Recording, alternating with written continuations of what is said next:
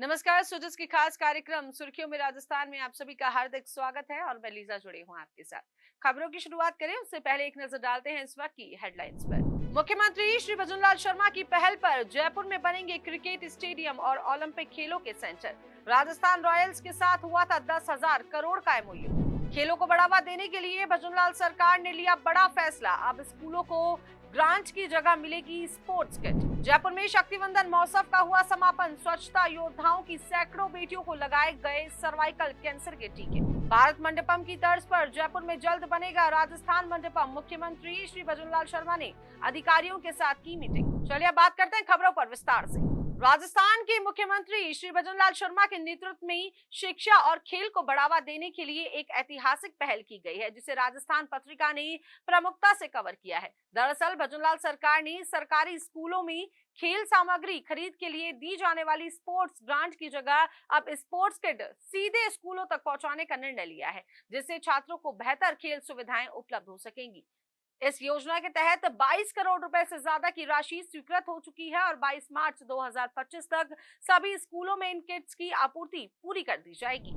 पहले स्कूलों को खेल सामग्री खरीदने के लिए अलग से अनुदान दिया जाता था, लेकिन इससे खरीद प्रक्रिया में देरी और पारदर्शिता की कमी देखी गई। अब सरकार ने खेलो भारत खेलो के तहत एक प्राइवेट एजेंसी को सीधे खेल किट आपूर्ति का जिम्मा सौंपा है, जिससे खरीद प्रक्रिया तेज और सुचारू होगी। मुख्यमंत्री श्री भजनलाल शर्मा की इस दूरदर्शी नीति के तहत राज्य के 20,000 से अधिक स्कूलों को विभिन्न खेलों की किट दी जाएंगी, जिनमें क्रिकेट, बैडमिंटन, टेनिस, कैरम और वॉलीबॉल जैसे खेल शामिल होंगे। इन किट्स की 12 महीने की वारंटी होगी और इन पर राजस्थान स्कूल शिक्षा परिषद का नाम व लोगो अंकित होगा, जिससे पारदर्शिता सुनिश्चित की जाएगी। सरकार ने यह भी स्पष्ट कर दिया है कि एजेंसी को सीधे स्कूलों में आपूर्ति करनी होगी और किसी भी वितरक या एजेंट के माध्यम से ये काम नहीं किया जाएगा।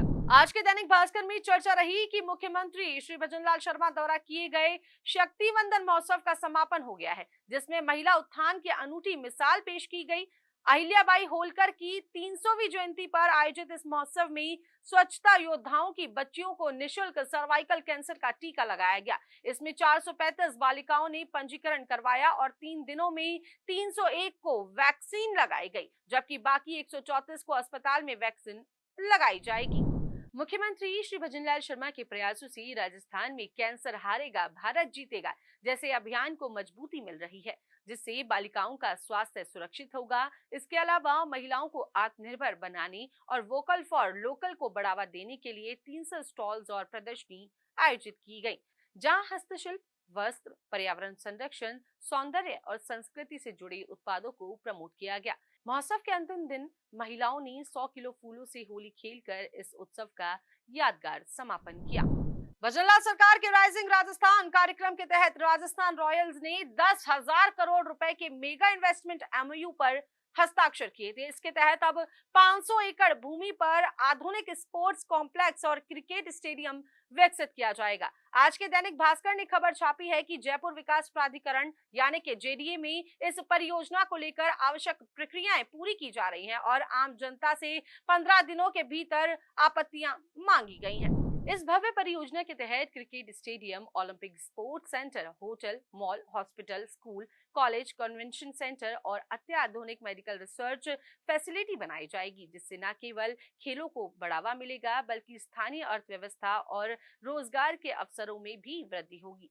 यह स्पोर्ट्स सिटी अत्याधुनिक सुविधाओं से लैस होगी, जिसमें elite sports training centre, aquatic training, rehabilitation, coaching, education और इसके साथ ही स्पोर्ट्स ओरिएंटेड एजुकेशन हब जैसी विभिन्न सुविधाएं शामिल होंगी।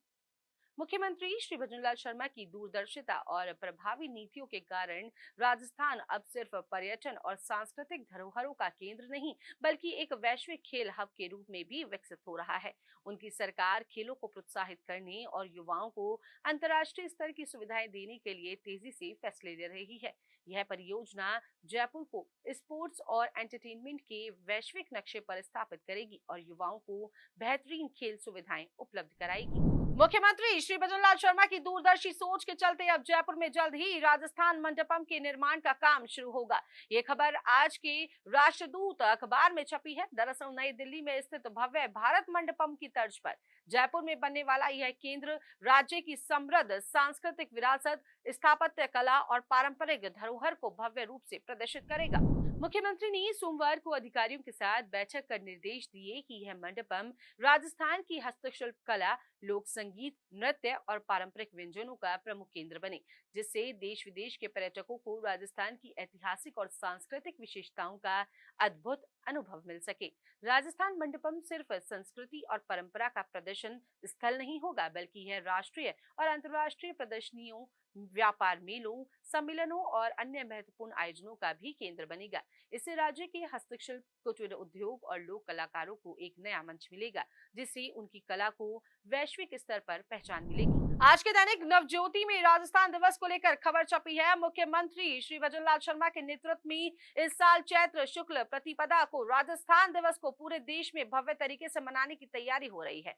इस ऐतिहासिक अवसर पर पूरे प्रदेश में सप्ताह भर विशेष कार्यक्रमों का आयोजन किया जाएगा, जो गरीबों, युवाओं और किसानों और साथ ही साथ महिलाओं के कल्याण पर केंद्रित होंगे।